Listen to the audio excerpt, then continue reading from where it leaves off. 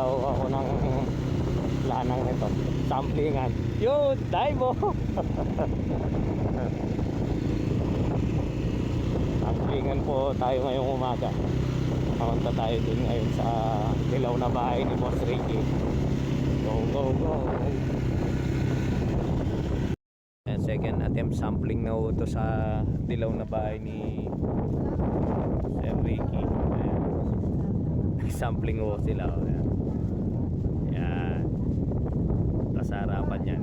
Nasa gitna ho sila, mababaw. Kasi dito banda malalim. Yan. Malalim ho dito. Yan.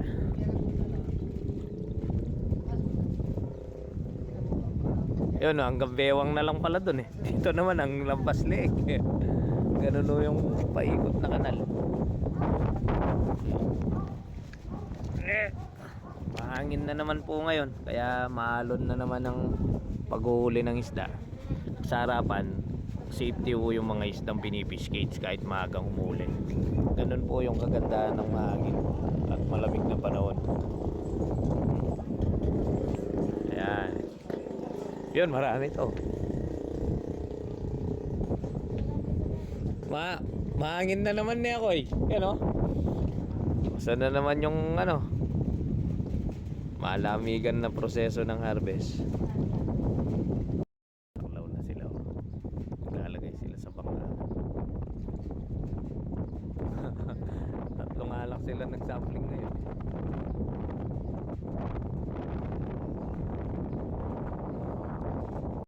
Yan.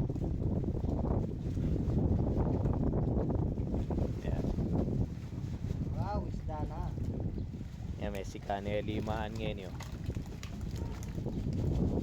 Yan ang isda. 4, 5, 6. 4, 5, 6. Ay, maluto ko, Ronald.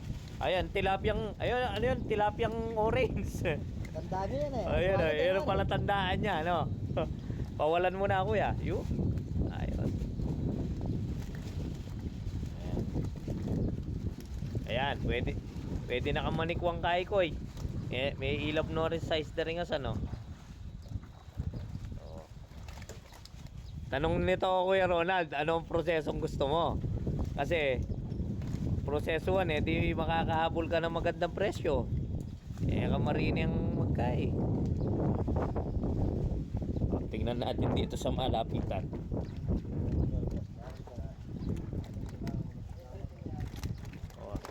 Makapamigil na eh. Kung kakayan may halos. Yan. Erakal na yung maragulo.